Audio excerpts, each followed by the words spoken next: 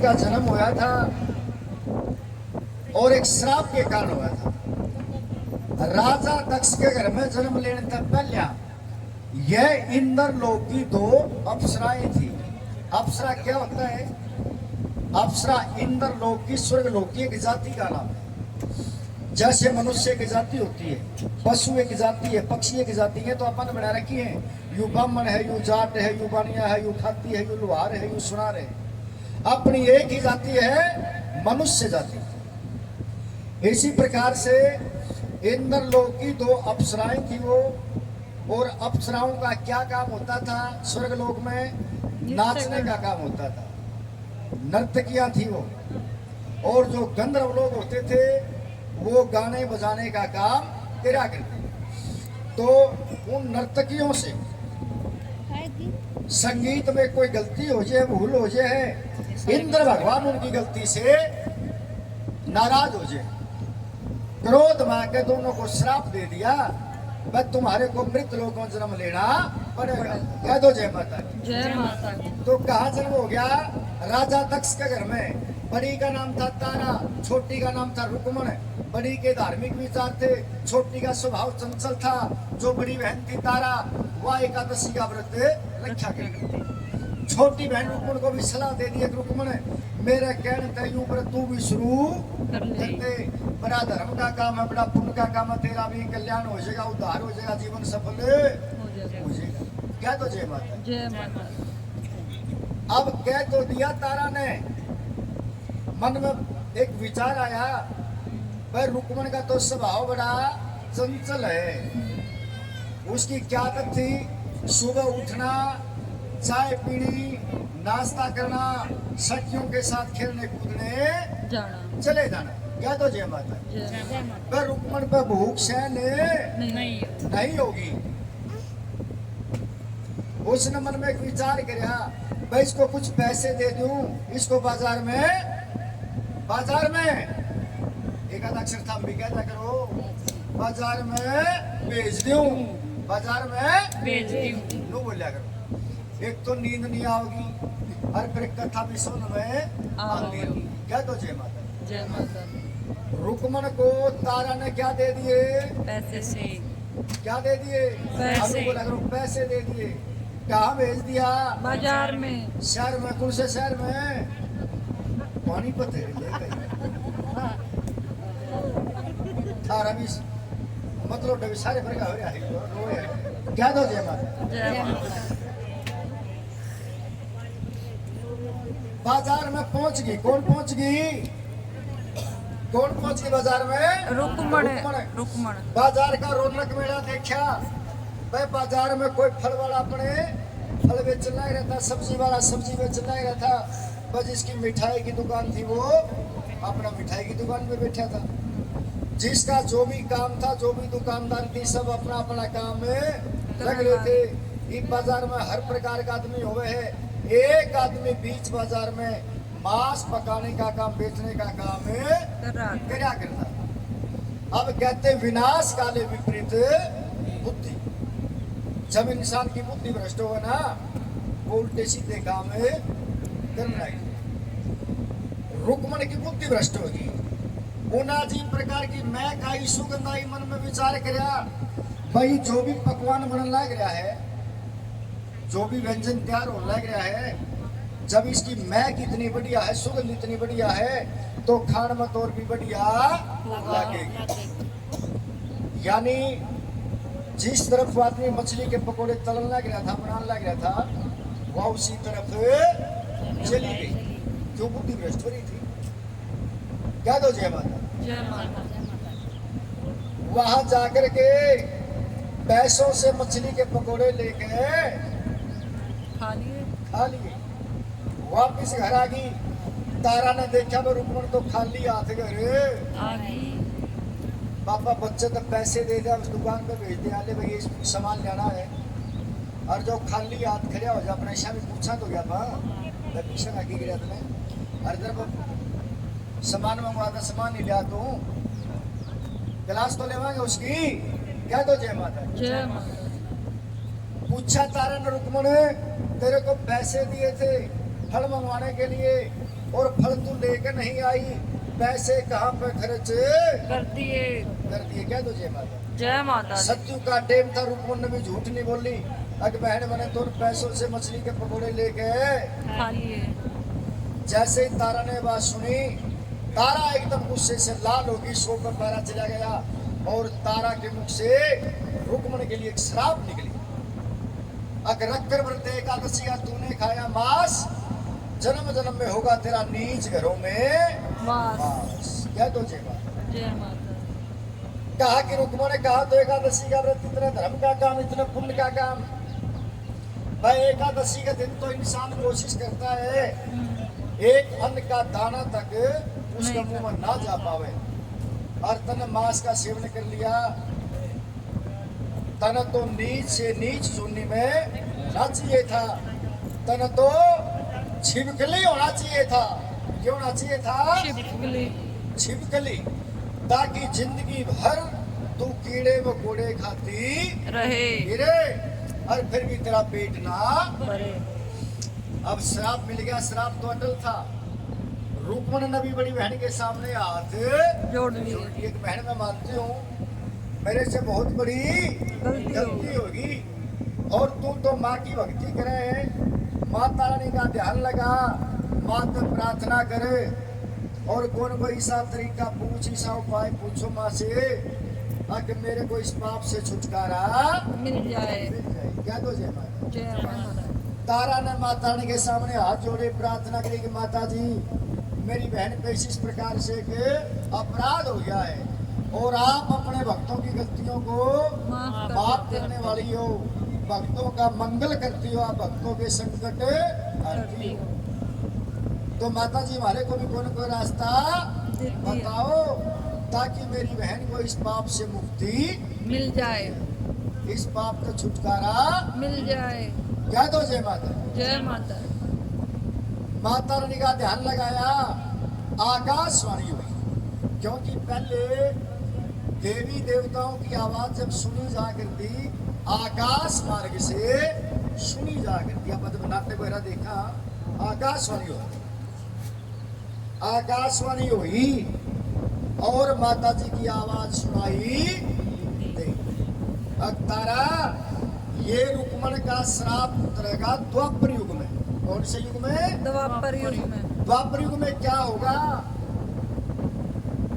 कौरव पांडव होंगे, महाभारत होगा, कृष्ण भगवान होंगे, और पांडव लोग एक यज्ञ रचाएंगे, और उस यज्ञ के अंदर छिपकली के रूप में इसने अपने शरीर का बलिदान करना पड़ेगा। तब जाकर के इसको इस पाप से मुक्ति मिलेगी। क्या तो जय माता। जय माता दी। बासन वारी है जी। जुठिया बरो, क्या तो जय माता। जय माता। तो जैसा कि आपको बताया, मैं द्वापर युग के अंदर जब पांडवों ने यज्ञ रचाया तो पांडवों ने क्या किया, एक अपना दूध तैयार किया, दूध को समझा दिया, बस जितने भी देवी देवता हैं, जितने ऋषि मुनि हैं, सबके पास जाओ और हमारा निमंत्रण दे के आओ, न्योता दे के आओ। भाई पांडवों ने यज्ञ रचाया है, सबको अपने यज्ञ में बुलाया। पांडवों का दूत, पांडवों का संदेश लेके आ गया, सबके पास चला गया, सबके पास चला गया, परंतु एक ऋषि के आश्रम पर जाना भूल गया। क्या तो जय माता। जय माता। ऋषि का नाम था दुर्वासा। दुर्वासा। क्या नाम था जी? दुर्वासा। दुर्वासा नाम के ऋषि थे, उनके आश्रम पर जाना भूल जाता है। उधर से यज्ञ शुरू हो गया, जो ब्राह्मण लोग थे यज्ञ के मंत्र बोलने लगे, यज्ञ की आहुतियां करने लगी, और उधर से दुर्वासा ऋषि के मन में बदले की भावना पैदा हो गई। वे पांडवों ने अपने यज्ञ में और तो सबको बुला लिया और मेरे को अकेले को छोड़ दिया। अपनी बेइज्जती महसूस कर गए, मन में बदले की भावना, इंतकाम की भावना पैदा कर गई। आज पांडवों ने मेरा अपमान किया है, पांडवों ने मेरा अपमान। मैं भी अपना अपमान का बदला उनका जरूर ले करूंगा। क्या तो जय माता की, जय माता सच्चे दरबार की। जय हो।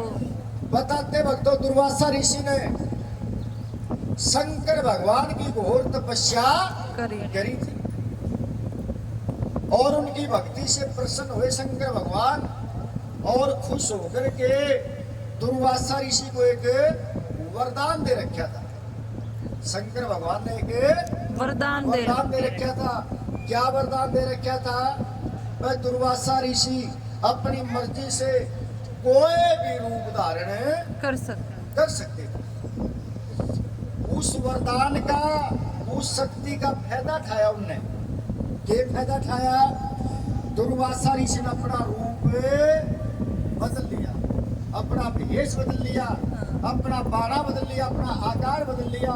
एक पक्षी का रूप, धारण कर लिया, पक्षी का रूप धारण कर लिया। बना लिया और अपने पंजों में एक मरा हुआ सर्प चोंच में दबोच लिया और कहाँ डाला उसको? जहाँ पर हलवाई लोग काम करने लग रहे थे। यानी खीर बना पांडवों ने यज्ञ पूरा होने के बाद जो प्रसाद भक्ता में बांटना था, जो प्रसाद जहाँ पे भंडारा तैयार होने लग रहा था, उस दुर्वासा ऋषि ने पक्षी का रूप में अपने पंजों में मरा हुआ सर्प उठा करके सबकी नजरों से ओझल करके, और वहां कोई आसपास में पीपल का पेड़ था, उस पेड़ के ऊपर बैठ करके उस खीर के कढ़ाई में उस सर्प को छोड़ दिया। डाल दिया। प्रसाद के कढ़ाई में सांप का गिरना किसी को दिखाई नहीं दिया। नहीं। वो नजारा, वो दृश्य कौन देखने लग रहा था? छिपकली। छिपकली। पहले जन्म की तो रुक्मण हाँ, और श्राप के कारण अगला जन्म की छिपकली। पास में दीवार से चिपकी हुई थी। पूर्व जन्म के अपनी बहन के वचन याद आ गई, क्योंकि आत्मा परमात्मा महात्मा बतावे ज्ञान। आत्मा सो परमात्मा, यानी आत्मा तो अमर है, ना या जलती, ना या गलती, ना या मरती। ये तो अमर है और इसके साथ मन बुद्धि चित्त अहंकार, ये चार चीजें जन्म जन्मांतरों तक लगी रहती है। पता नहीं कौन सा जन्म में कौन सा जन्म का कर्म फल मिल जाए। याद आ जाए, भोक्ता को भोगना पड़ेगा। तो पूरे जन्म के बहन के वचन याद आगे और अपनी बहन के वचनों को याद करके विचार करया, मैं सबकी आख्या के शामी प्रसाद के कढ़ाई में गिर जूंगी और प्रसाद खाने के लायक नहीं रहेगा।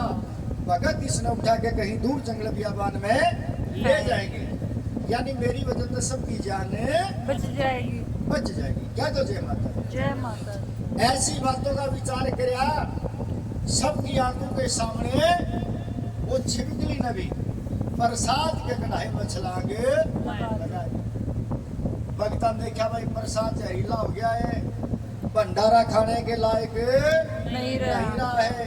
सब न सलाह करीब ऐसा करते हैं, इस प्रसाद के कढ़ाई को उठा के कहीं दूर जंगल बियाबान में ले चलांगे, एक गहरा सा खड्डा खोदांगे, उसमें इसको डालेंगे, ऊपर तक मिट्टी ढकांगे ताकि कोई आने जाने वाला पशु पक्षी इसने खा नहीं पावे, मर नहीं पावे।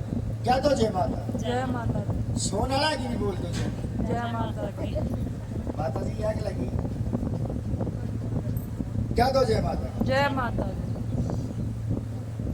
जैसे ही प्रसाद के कढ़ाई को उठाया, जंगल बियाबान में ले गए और खड्डे में डालने के लिए जैसे उस कढ़ाई की पलटी मारी तो क्या देखा सबने? सांप दिखाई दिया। उसके बाद सबके दिमाग में बात आई, भाई छिपकली ने तो हमारी सबकी जान बचाने खातिर अपनी जान की बाजी लगा दी, अपने शरीर का बलिदान कर दिया है, कुर्बानी दे दी है। तो सब ने भगवान के सामने हाथ जोड़े, भगवान तक प्रार्थना करी, हे भगवान, जिस छिपकली की वजह से हमारी सबकी जान बची है, इस छिपकली ने अगला जन्म जो मिलना चाहिए, जो सबसे उत्तम जन्म माना गया है, यानी इंसान का जन्म इसको मिलना चाहिए। क्या तो जय माता दी। जय माता दी। सच्चे दरबार की जय हो। और कहा हुआ जन्म है, क्योंकि समय कभी रुकता नहीं है। समय सबसे प्रकृति से ताकतवर, समय से बलवान धरती पर कोई चीज नहीं। बोला रहे समय करा दे नरके कर ले समय आवनी जानी, समय पे प्यारा धोखा दे दे समय बदल जा पानी। समय बड़ा ताकतवर होता है। समय का पहिया घूमता रहा, समय बदला। एक राजा हुए जिनका नाम था राजा सप्रस। क्या नाम बताया? सब राजा स्पर्श के घर में 2 कन्याओं का जन्म हुआ। हो जाता है। राजा ने ब्राह्मणों को बुला, ज्योतिषियों को, हे ब्राह्मण देव, हमारे घर में 2 कन्या पैदा हो हुई है। गए। आप अपने ज्योतिष शास्त्र के हिसाब से उनकी जन्म कुंडली तैयार कर दो। करो। क्या तो जय माता दी। जय माता। जब ब्राह्मण लोग राजा के यहाँ आए महलों में, अपना ज्योतिष शास्त्र खोलिया, देखा, पढ़ा, भविष्यवाणी करने लगे। एक देवाग्रह से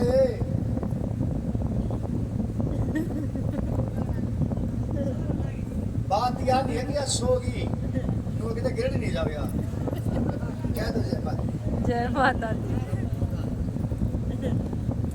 भविष्यवाणी करने लगे। राजन ऐसा है, आपकी जो बड़ी कन्या है उसकी तो जन्म कुंडली शुभ है। बड़ी कन्या की जन्म कुंडली शुभ है। शुभ है, परंतु छोटी कन्या की जन्म कुंडली शुभ नहीं है। छोटी कन्या अगर आपके घर में रहेगी तो आपका नुकसान है, नुकसान होगा। चाहे आपका परिवार में नुकसान हो, चाहे आपका राजपाट में नुकसान हो, चाहे आपकी प्रजा में कोई कष्ट हो, या नहीं होगा। जरूर। नुकसान फायदा नहीं होगा। जब इतनी सारी बात राजा ने सुनी तो राजा का चेहरा मुरझा जाता है। राजा चिंता में पड़ गए। मन में विचार आए, बस इस कन्या के घर में रखने से मेरा इतना नुकसान हो सकता है, तो मैं इसे अपने घर में नहीं रखूंगा। इसको तो मार देना अच्छा है। यानी राजा के मन में लड़की को मारने का विचार आ गया। आ जाता है। ब्राह्मण लोग राजा के मन की बात समझ गए। राजा को समझाते, राजन कन्या को मारने से बहुत बड़ा पाप होगा। पाप होता है। आप वैसा कदम ना उठाओ, पाप के भागी ना बनो। क्या तो जय माता। जय माता। समझ मारिए कथा माता जी, सुनाई दे रहा है। अको ना कदे जो उठियां पर खिंची खिंची फिरे हैं। क्या तो जय माता। जय। सच्चे दरबार की। जय। तो क्या हुआ, समझाने लगे अग्राजन कन्या को मारने से बहुत बड़ा पाप होगा। पाप। राजा ने हाथ जोड़ लिए, हे ब्राह्मण देव, हमारे को कोई सा तरीका बता दो, इसकी जान भी बच जाए और मेरे पाप भी नहीं लगे। तरीका बता दिया, आप ऐसा करो, एक लकड़ी का संदूक तैयार करवा दो, उसने सोने चांदी हीरे मोतियों से सजा दो, संदूक के अंदर इस कन्या को लेटा दो और संदूक में कहीं नदी में कहीं दरिया में बहने के लिए छोड़ दो। क्या दो। जय माता। जय माता दी। राजा के तरीका समझ में आ गया। लकड़ी का संदूक तैयार करवा दिया, उसको ऊपर से सोने चांदी हीरे मोतियों से सजा दिया, संदूक के अंदर कन्या को लेटा दिया और उस संदूक को नदी में बहने के लिए छोड़ दिया। सुबह सुबह का टाइम था। बता तो संदूक तैरता तैरता काफी दूर पहुंच जाता है। सुबह सुबह का टाइम था। कोई ब्राह्मण तपस्वी संत महात्मा दरिया के किनारे स्नान ध्यान करने के लिए आ गया। आए। नदी के बीच में ध्यान गया, देखा वह सोने चांदी से सजा हुआ संदूक तैरता आने लग रहा है। मन में लालच आ गया, दरिया में छलांग लगाने की कोशिश करी, परंतु कदम पीछे डाली, घबरा गए। पंडित जी क्यों? मन में विचार आया, मैं उनको तैरना नहीं आता। नहीं आता। क्या तो जय माता। जय माता दी। एक कोई भील जाति का, कोई भंगी जाति का जमादार दरिया के आसपास खेतों में काम करने के लिए, मेहनत मजदूरी करने के लिए आए हुए थे। उसका खेता में काम पूरा होया और घर की तरफ वापिस आने लगे तो उस ब्राह्मण देव से आमना सामना हो जाता है। कहता कि ऐसा है भाई, ये जो संदूक आपको दिखाई दे रहा है, अगर आप इसको निकाल सकते हो तो आधा माल तेरा, आधा माल मेरा। अब उसको श्राप था, भंगी को, जमादार को श्राप था भाई, दरिया में छलांग लगा करके उस संदूक को बाहर निकाल लेते हैं। इस संदूक न लेके दोनों का मन मुटाव बढ़ गया, दोनों का झगड़ा बढ़ गया। एक का मैं पैर का खजाना मैं लेऊंगा, दूसरा का मंदिर का खजाना मैं लूंगा। भगवान के ऐसे करने हुए एक तीसरा आदमी उनके बीच में आ गया। और उसने कहा भाई साहब, हमारा आपस में झगड़ा हो रहा है, मन मुटाव बढ़ रहा है और तुम्हें हमारा कोई न कोई समझौता करवा दे। उसने जेब में हाथ डाल लिया, एक भोनी का सिक्का निकाल लिया, टोस किया, फैसला करवा दिया। बाहर का जो खजाना था वो तो पंडित जी के हिस्से में आ गया और अंदर का खजाना उस जमादार के हिस्से में आ जाएंगे। और अंदर के था वो कन्या। कन्या। क्या तो जय माता। जैसे ही जमादार ने ढक्कन खोल लिया, कन्या का चेहरा देखा भक्तों, खुशी का ठिकाना नहीं रहा, क्योंकि उसके घर कोई संतान, कोई औलाद नहीं थी। अपनी पत्नी की गोद में डाल दिया। जमादार ने, जमादानी ने माँ का धन्यवाद किया कि माँ आज तक कई जन्मा की सुनी गोद हरी भरी कर दी और नाम धर दिया रुकमन। ये नाम धर दिया रुकमण। क्या तो जय माता। जय। पहले जन्म में भी रुकमण नाम था, हाँ। फिर श्राप के कारण के बन गई छिपकली। छिपकली, फिर जुन्नी बदल गई, फिर मानस की खोड़ मिल गई, अटके फिर रुकमण बन गई। क्या तो जय माता। और भक्तों, नाम रख दिया रुकमण, प्यार से कहा करते रूप को। खा पी करके जवान हुई, शादी के लायक हुई। बताते हरिपुर नाम का शहर आज भी है, ये हिमाचल प्रदेश के अंदर एक कांगड़ा जिला है। कांगड़ा जिला में ये हरिपुर नाम की एक बस्ती है। उस टाइम रियासत होया करती, जब राजे महाराजा होया करते, तो उस समय जब रियासत थी, वहां के राजा का नाम था हरिचंद्र। हरिचंद्र नहीं, हरिचंद्र। और रानी का नाम था तारा। रानी का नाम था। और उनके राज दरबार में एक जमादार ने साफ सफाई करने के लिए जाया करती थी। उस जमादारनी का एक लड़का था, उस रुक्को की शादी वो उस जमादारनी के लड़के के साथ कर देती। क्या तो जय माता। अब रुक्को की सास रोज कहा जाती है राजमहल के अंदर झाड़ू पोछा करने के लिए। मन में विचार आया भाई आज तो मैं इसको नबी अपने गिल्ला लेके चलो। वो सोच कर तो गई थी कुछ और भाई, मैं अपनी, क्योंकि अपने रिवाज हो गए कि रस्म अपने सारे भाई, जब नई नवेली बहू आवे तो आप कुछ न कुछ मुंह दिखाई उसकी झोली में डालना। वो सोच कर तो लगी थी नो पर राजा रानी कुछ न कुछ हीरे मोती कुछ पैसा देला इसकी झोली में डाल देंगे। और बन गई उसके गेला कुछ और बन गई के तारा ने अपनी बहन को पहचान लिया। क्या तो जय माता। जैसे दोनों का आमना सामने हो, आंखों से आंखें मिली,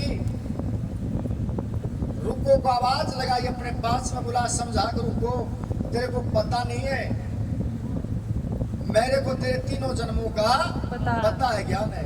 पहले जन्म में तू मेरी बहन थी, तुमने एकादशी का व्रत तोड़ दिया था, मांस का सेवन कर लिया था और श्राप के कारण तू छिपकली के जन्म में चली गई थी। और दोबारा फिर इस माँ की कृपा से हमारा दोनों बहनों का मिलन हो गया।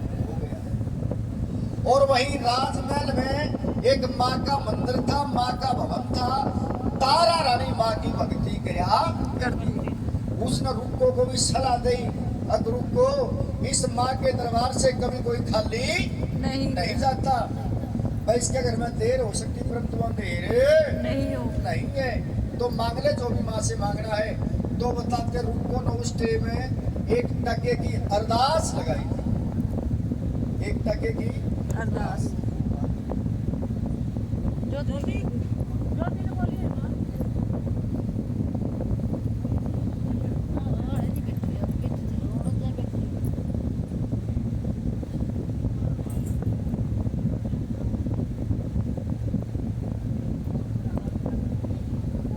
आगे ना जाना।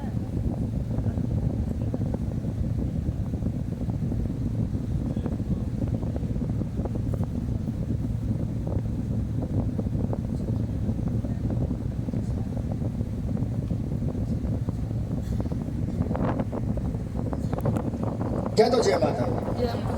तो रुको ने गुप्त अरदास माँ के चरणों में लगाई।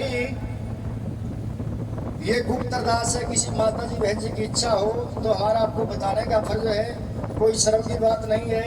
रुको ने गुप्त अरदास लगाई थी, माँ से मनोकामना मांगी थी। और एक गृहस्थी का सपना होता है वो उसकी वंश वेल आगे बढ़े। तो के वरदान मांगा रुको ने?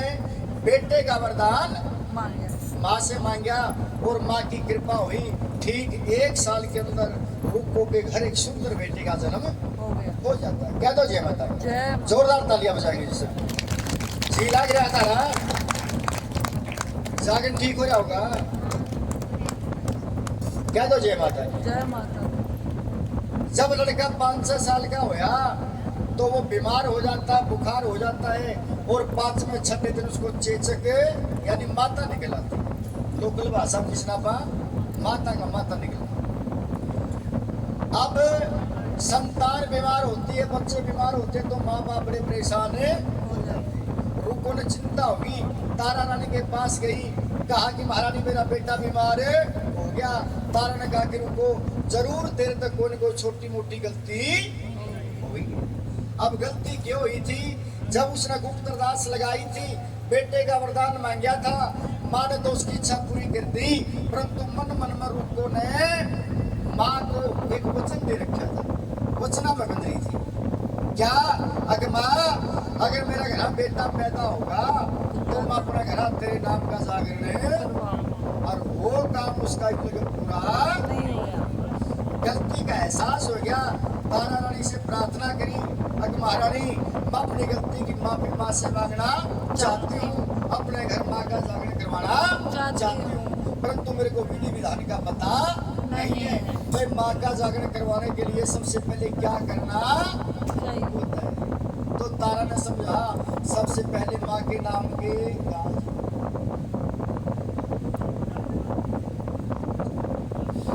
माँ के नाम के डल बांधने होते हैं। अब जब वो रुको जो जागरण पार्टी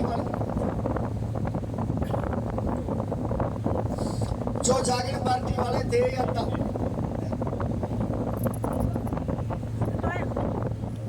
कांदा ला लीजिए। क्या तो जय माता की। जय माता दी। तो जब वो तारा रानी को जागरण पार्टी वालों को जब उनको डल दे रही थी ना, माता के नाम के जब डल दे रही थी यानी निमंत्रण मिले चावल, ये लाल कपड़े में हल्दी के साथ या सिंदूर के साथ चावल रंग के पार्टी वालों को दिए जाते। लो जी हमारी तरफ से आपको न्योता है, निमंत्रण है, आप न फलानी तारीख को जागरण पार्टी लेकर आना है, हमारे घर माँ का जागरण करना है।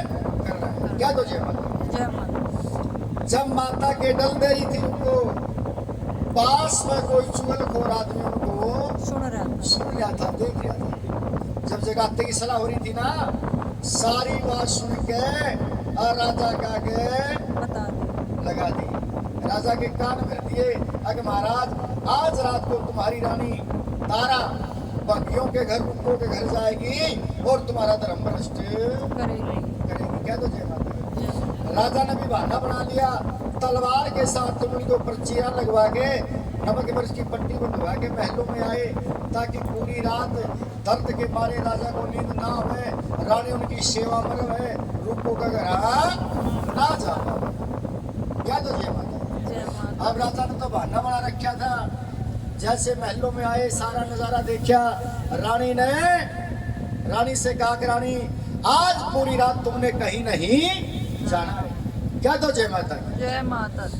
रानी ने चिंता होगी, माँ से प्रार्थना करी, माँ आज तो ऐसा चमत्कार दिखा दे मेरे राजा को गहरी नींद। सुला दे। हवा के ठंडे ठंडे झोंके चलने लगे, हवा के झोंकिया में राजा ने गहरी नींद, आगे राजा को गहरी नींद। आगे देखो कृष्णारी माता जी, देखिए देखिए नजारा इधर के गया, देख ले नजारा आगे कृष्णारी संधू साहब बोल कुंडरी वाली देवी की जय हो। जय हो। अच्छा पुरी वाली तो बगैर का है कृष्णा आ गया क्या तो जय माता जय माता दी। सच्चे दरबार की। जय हो। तो क्या हुआ जब राजा गहरी नींद में सो गए, रानी ने मौके का फायदा उठाया और किसके घर चली गई, रूपो के घर। क्या तो जय माता दी। जय हो। पहले आकर थे काली माँ के जागरण, किस माँ के जागरण, काली माँ की। बंद कमरा में होया करते लगभग लगभग 12 बजे शुरू आ गए, 12 से बस 3-4 बजे तक, यानी कि चौकी लगा करती माता की। और अपना जागरण लगभग 10 बजे शुरू। हो गया। ये वैष्णो माँ की जागरण। कौन सी माँ की जागरण है? वैष्णव माँ। जिस जागरण में तारा रानी गई थी वो कौन सी माँ के जागरण होते थे? काली माँ की। काली माँ की। बंद कमरा में होया करते, जब तक माँ की आरती नहीं हुआ करती ना तो कोई अंदर से बाहर जा सका था, ना कोई बाहर से अंदर आ सके। अंदर आ सका था। और मांस और मथुरा का भोग माँ को लगा करता, वही प्रसाद भक्तों में बटा करता। तारा रानी ने कहा कि भक्तों मैं जल्दी से जल्दी करके माँ को भोग लगा दो, ऐसा ना हो उधर से मेरे राजा की आंखें लग जाए। खुल जाए। खुल जाए। जब राजा की आंख खुल गई और देख लिया पर रानी महल में, तो सारा ही काम में बिगड़ बिगड़ जाएगा। जाएगा। भक्तों ने क्या दो जय माता दी। जय माता दी। भाई भक्तों ने माँ को भोग लगाया, तारा रानी की झोली में प्रसाद।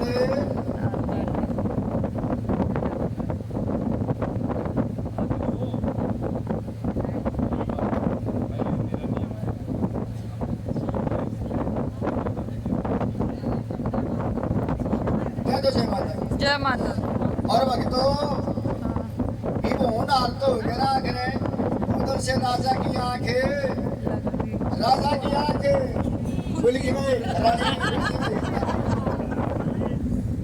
राजा की आंख खुल गई, देखा महल में रानी, नहीं है। महल में रानी। वो ना। उस आदमी वाली बात दिमाग में आ गई, वो भी कहाँ पहुंच गए, रूपो का घर। उधर से रानी का कमरे से बाहर निकलना होया, उधर से राजा का आना होया, दोनों का आमना सामना हो गया। राजा को देख कर रानी हैरान होगी। राजा ने कहा रानी और बात तो बाद में करूंगा, पहले अपनी झोली खोल के दिखा, अब झोली में के लेके आई है। माँ से प्रार्थना करी कि माँ आज मेरा राजा मेरी भक्ति की और तेरी शक्ति की परीक्षा लेने के लिए आया हुआ है, और माँ मेरी लाज रखिए, तेरी मेरी लाज राख महारानी, तेरा रोज भरूंगी वाणी। क्या तो जय माता। जय माता। किस माँ का ध्यान करा? वैष्णो माँ का। किस माँ का ध्यान करा? वैष्णव माँ। वैष्णो माँ का ध्यान करा। और जैसे राजा को झोली खोल के दिखाई, राजा हैरान हो गए। रानी की झोली के अंदर जो मांस मदरा का प्रसाद था की बन गया, पंचमेवा का प्रसाद। पंचमेवा बन गया। जयकारा वैष्णो रानी का बोल साचे दरबार की जय हो। जब रानी ने झोली खोल के दिखाई, राजा ने देखा, भाई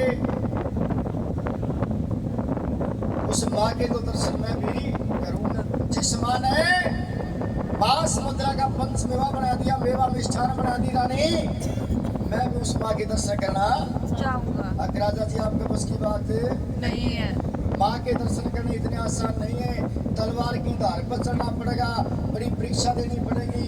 अग्राणी तू जो कुछ भी कहेगी तो वही करने के लिए तैयार हो। राजा नहीं मानने जिद पकड़ ली तो रानी ने पूछा, नो बताओ आप अपनी जिंदगी में सबसे प्यारी चीज कौन कौन सी है। लगती है?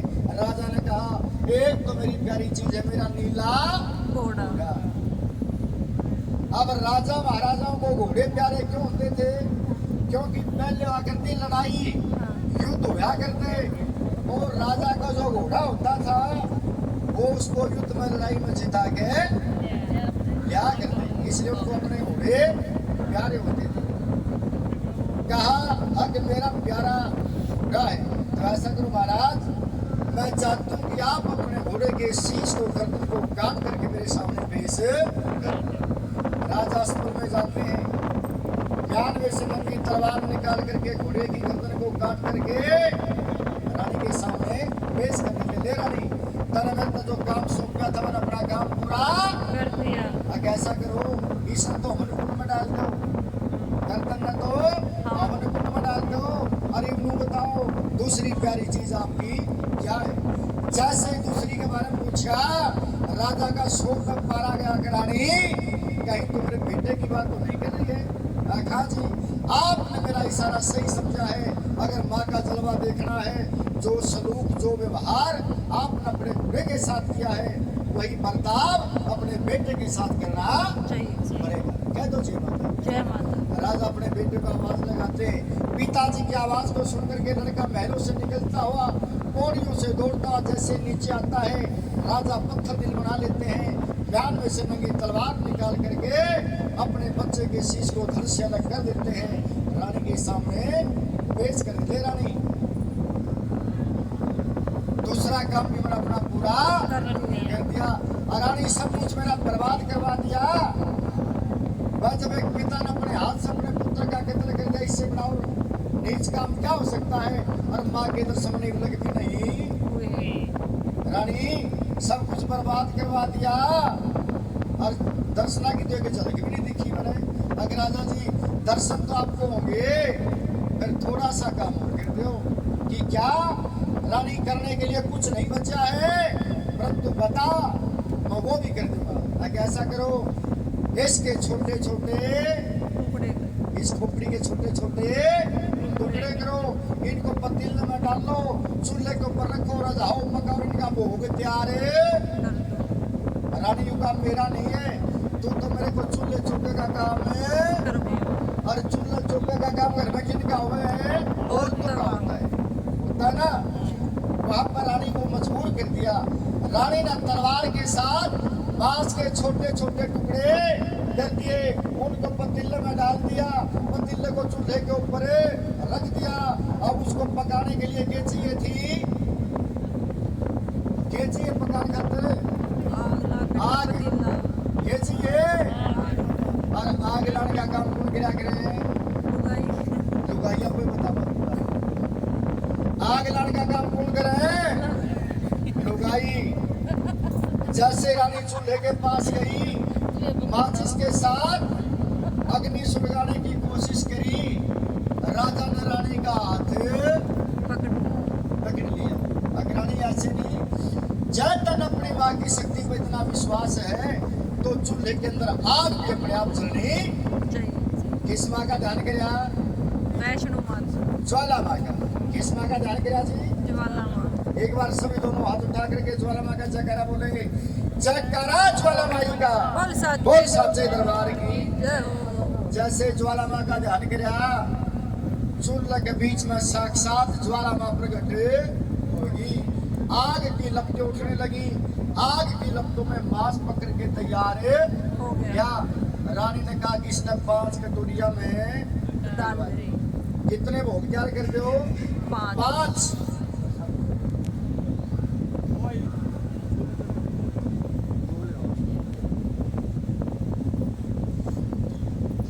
सबसे पहला भोग तो किनको लगेगा? माता जी को। और एक दोना जब राजा को दिया, राजा जी घुड़साल में जाओ और अपने नीले घोड़े को खिला के आओ।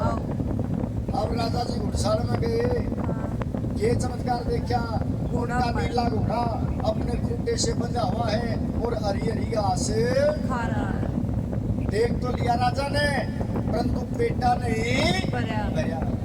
वापिस महलों में आए, रानी ने पूछा राजा जी घुड़साल में गए थे, आपको आपका घोड़ा मिला या नहीं मिला?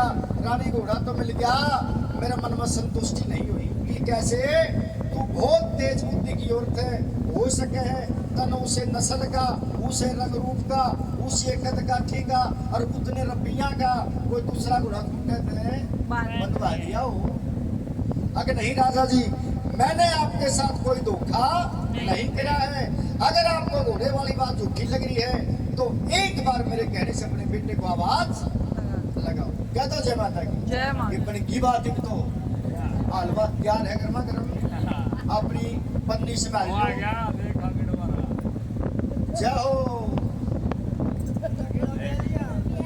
बोल लुमदी महाराज की, दादा नगर खेड़ा महाराज की, नक्षत्रपाल महाराज की, शंकर भगवान की।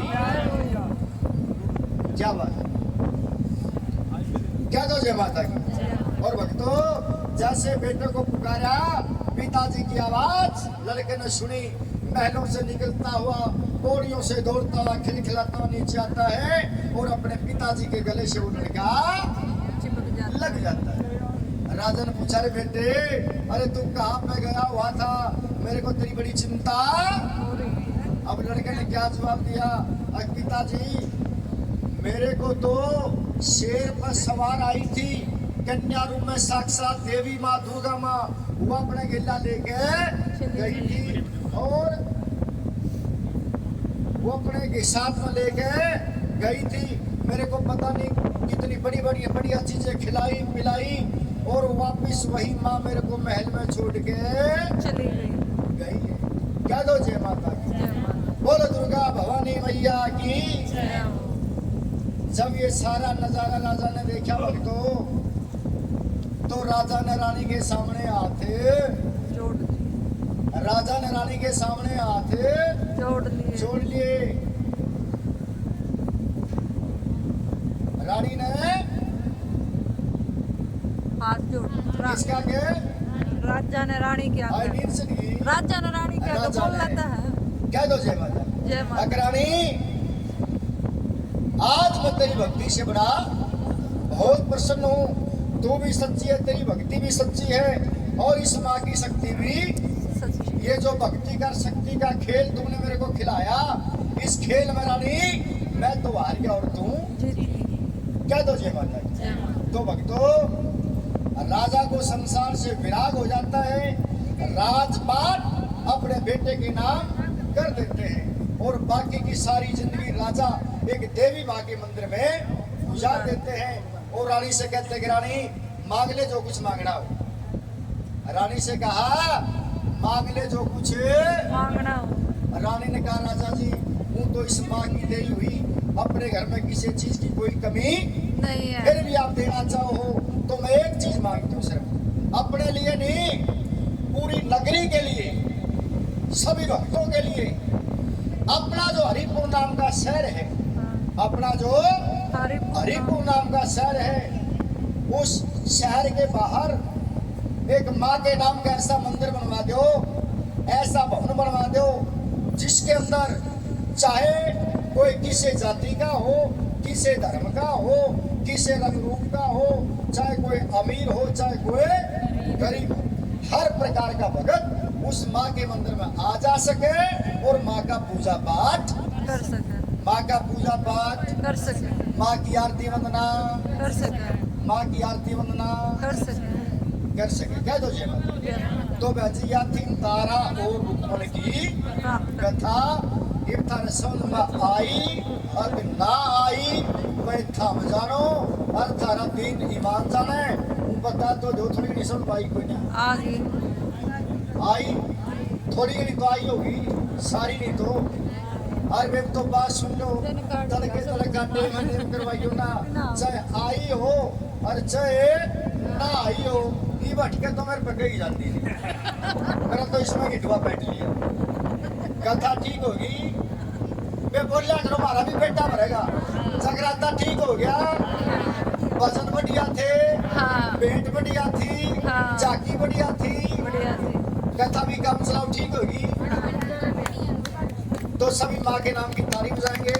हर परिवार में बोला जो कथा संपूर्ण होगी तो समझो जागरण भी संपूर्ण हो गया। क्योंकि माँ ने कहा था दोनों बहनों को तारा को ऊपर को सुनो मेरा जगराता में जब तक थारी दोनों बहनों की कहानी नहीं कही जाओगी वो उस जागरण को कबूल नहीं मानो। नहीं करूंगी। और माँ ने खरब परिवार का ये जागरण कबूल कर लिया है। जोरदार तालियां।